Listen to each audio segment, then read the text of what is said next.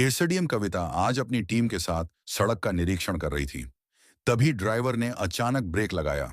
गाड़ी एक तरफ झुक गई और रुक गई। मैडम, गाड़ी पंचर हो गई है, ड्राइवर ने बताया। कविता ने भौं चढ़ाई और गाड़ी से उतरकर सड़क किनारे देखा। उनकी सरकारी गाड़ी का टायर बिल्कुल पंक्चर हो चुका था। धूप तेज थी और आसपास कोई दूसरी गाड़ी नहीं दिख रही थी। अब क्या करें? उनके साथ खड़े एक कर्मचारी ने पूछा। कर्मचारी ने इधर उधर देखा और बोला, मैडम, सामने पंचर की दुकान है, वहीं ठीक हो जाएगा। सड़क किनारे एक छोटी सी पंचर की दुकान थी, जहां एक दुबला पतला युवक झुका हुआ टायर ठीक कर रहा था। उसके हाथ ग्रीस और धूल से सने हुए थे। कपड़े पुराने और जगह जगह से घिस चुके थे। चेहरे पर मेहनत की लकीरें साफ दिख रही थीं। वह युवक रवि था। एक समय पढ़ाई में अव्वल, सपनों से भरा हुआ, मगर तकदीर के खेल ने उसे इस हालत में पहुंचा दी। चमचमाती सफेद सरकारी गाड़ी से एसडीएम मैडम उतरी। उनके साथ सुरक्षाकर्मी और अन्य अधिकारी भी थे। जैसे ही उन्होंने चश्मा हटाया, उनकी नजर दुकान पर पड़ी। रवि झुका हुआ टायर में हवा भर रहा था, पर जैसे ही उसकी नजर गाड़ी से उतरती महिला पर गई, वह स्तब्ध रह गया। उसकी पूर्व पत्नी एसडीएम बनकर उसके सामने खड़ी थी, जबकि वह एक मामूली पंचर की दुकान पर काम कर रहा था।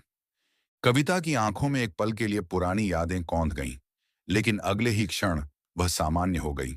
उसने अपना रुख मोड़ा और अपने स्टाफ की ओर देखने लगी, जैसे कुछ हुआ ही ना हो।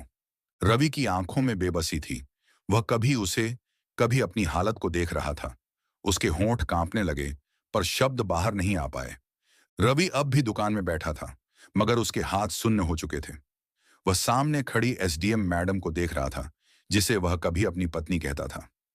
ड्राइवर गाड़ी लेकर दुकान के पास आया और बोला, भैया, टायर पंचर हो गया है, जल्दी ठीक कर दो। रवि ने एक नजर कविता की ओर देखा। वह गाड़ी के पास खड़ी थी, मगर आंखें दूसरी तरफ थीं। वह चाहकर भी उसकी तरफ नहीं देख रही थी। रवि झुका और काम करने लगा। उसके हाथों की हलचल तेज थी, मगर दिल भारी हो चुका था। जिस औरत की पढ़ाई के लिए उसने अपना सब कुछ छोड़ दिया, वह आज उसकी तरफ देखना भी जरूरी नहीं समझ रही थी। कुछ मिनटों तक सन्नाटा छाया रहा। फिर रवि ने चुप्पी तोड़ते हुए कहा, टायर में कील गहरी घुस गई है, इसे निकालने में थोड़ा वक्त लगेगा। कविता ने हल्की सी हम्म की आवाज निकाली, लेकिन कुछ कहा नहीं। रवि ने आगे बात करने की हिम्मत जुटाई। कैसी हो? कविता ने चौंक कर उसकी ओर देखा। उनकी नजरें मिलीं, लेकिन कविता ने तुरंत अपनी आंखें फेर लीं। तुमसे इसका क्या मतलब? उसने ठंडी आवाज में कहा। रवि हल्का सा मुस्कुराया। मतलब तो कभी था, पर अब शायद नहीं रहा। वह सिर झुकाकर काम करने लगा। कविता को उसकी आवाज में वही पुरानी कशिश महसूस हुई, मगर वह भावनाओं को दबाए खड़ी रही। कुछ पल की चुप्पी के बाद उसने धीरे से कहा, तुम यहां पंचर जोड़ रहे हो? यह सब कैसे हुआ? रवि ने एक लंबी सांस ली और धीरे से बोला, तुमने जो फैसला किया, उसने तुम्हें यहां तक पहुंचा दिया, और मैंने जो फैसला किया, उसने मुझे यहां तक पहुंचा दिया। कविता के चेहरे की कठोरता कुछ पल के लिए ढीली पड़ी। मैंने जो किया वह गलत था, रवि ने उसकी आंखों में देखते हुए कहा। गलत और सही की परिभाषा वक्त के साथ बदलती रहती है मैडम। तुम एसडीएम बन गई और मैं पंचर बनाने लगा। शायद यही सही था। कविता ने गहरी सांस ली। अरे कहाँ? तुमने इतनी पढ़ाई की थी, अच्छे नंबरों से ग्रेजुएट हुए थे, फिर यहां कैसे पहुंचे? तुमने मुझे क्यों नहीं बताया कि तुम ऐसी हालत में हो? क्या तुम्हें मुझसे कोई उम्मीद नहीं थी? रवि ने उसकी ओर देखा। उसकी आंखों में गहरी चुभन थी। उम्मीद? तुमसे? वह हल्का सा मुस्कुराया और आगे बोला, कभी थी, लेकिन जब तुम एसडीएम बनी, तो उम्मीदों को खुद ही अलविदा कह दिया था। तुमने कहा था कि हमारी जिंदगी की राहें अलग हैं, तो मैंने मान लिया।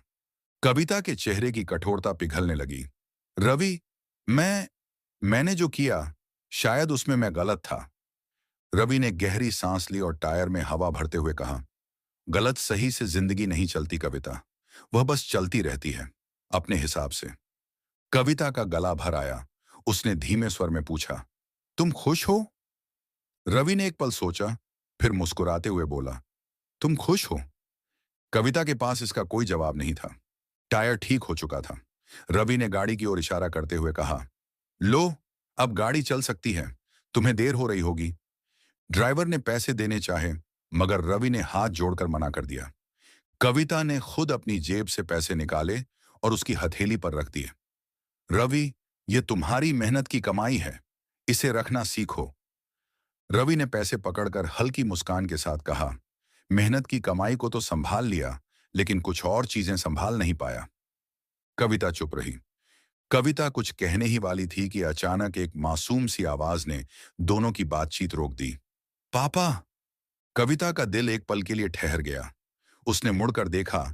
एक 6 साल का लड़का दौड़ता हुआ दुकान की ओर आ रहा था। उसकी आंखें कविता जैसी थीं और उसकी शक्ल हूबहू रवि पर गई थी।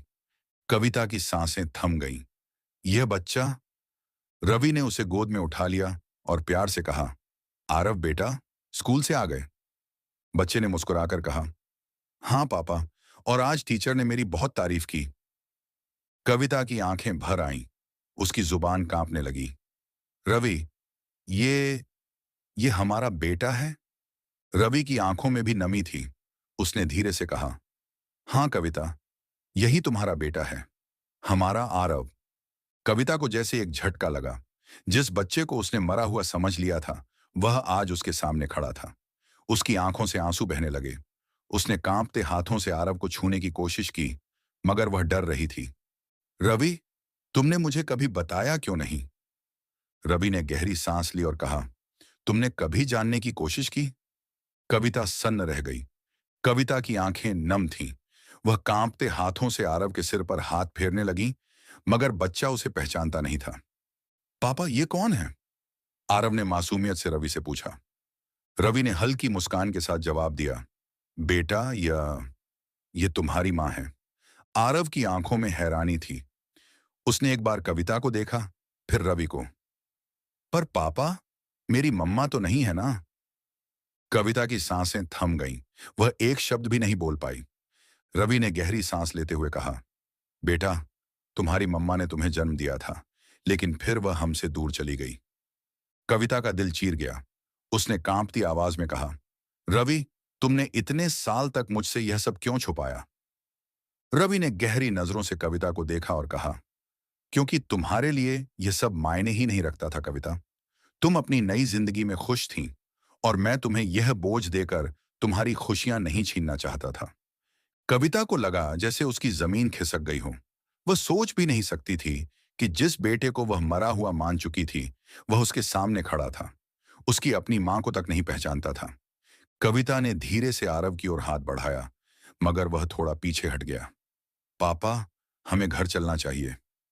रवि की आंखों में भी दर्द था, मगर उसने आरव के सिर पर हाथ फेरते हुए कहा, हाँ बेटा। कविता ने खुद को संभालते हुए कहा, रवि, क्या मैं आरव से मिल सकती हूं? रवि कुछ देर चुप रहा, फिर बोला, कविता, इतने साल तुम उसके बिना रही, अब वो तुम्हारे बिना जीना सीख चुका है। तुम्हें उसे अपनाने का हक है, लेकिन क्या वह तुम्हें अपनाएगा? कविता की आंखें नम थीं।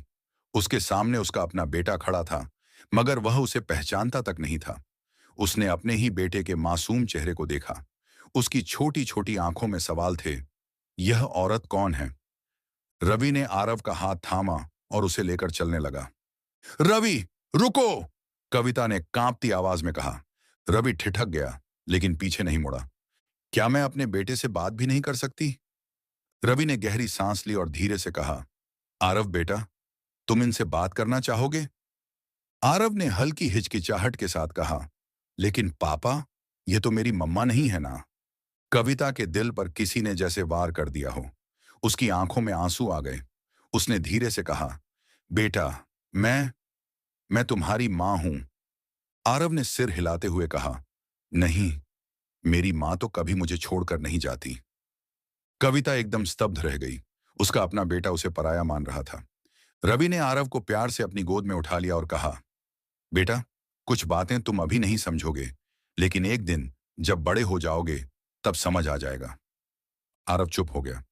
कविता ने खुद को संभालते हुए रवि से कहा, मैं अपने बेटे को वापस पाना चाहती हूं रवि। मैं जानती हूं कि मैंने बहुत बड़ी गलती की है, लेकिन क्या मुझे दूसरा मौका नहीं मिलेगा?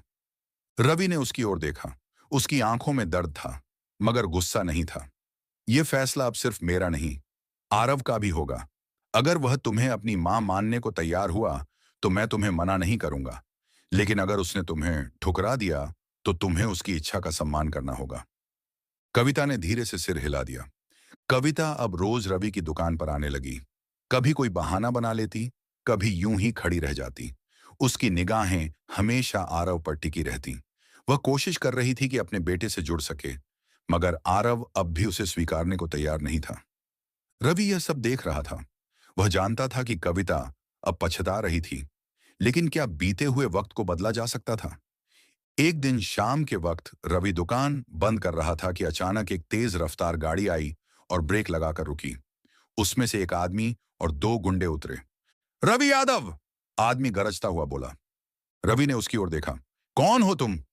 कर्ज लेकर चुकाया नहीं, अब वसूली करने आए हैं, गुंडे ने गुस्से से कहा। रवि समझ गया कि ये लोग उसी कर्ज के लिए आए हैं जो उसने आरव की पढ़ाई के लिए लिया था। मैं जल्द ही चुका दूंगा, थोड़ा समय और दो, रवि ने शांत स्वर में कहा। हम इंतजार नहीं करेंगे, कहकर एक गुंडे ने रवि को धक्का दिया। रुक जाओ! गूंजती हुई आवाज सुनकर सबने पीछे देखा। कविता गाड़ी से उतरी थी। यह आदमी एक ईमानदार इंसान है, तुम लोग इसे हाथ भी नहीं लगाओगे। गुंडे हंसने लगे। और तू कौन होती है रोकने वाली? कविता ने जेब से अपना एसडीएम का पहचान पत्र निकाला और सामने कर दिया। गुंडों के चेहरे सफेद पड़ गए। एसडीएम मैडम, वे घबरा गए। रवि का सारा कर्ज माफ कर दिया जाएगा, लेकिन अगर तुम लोगों ने कुछ गलत करने की कोशिश की तो जेल भेज दूंगी। कविता की आवाज में आदेश था। गुंडे डर कर वहां से भाग गए। रवि चुपचाप खड़ा था। कविता ने उसकी ओर देखा।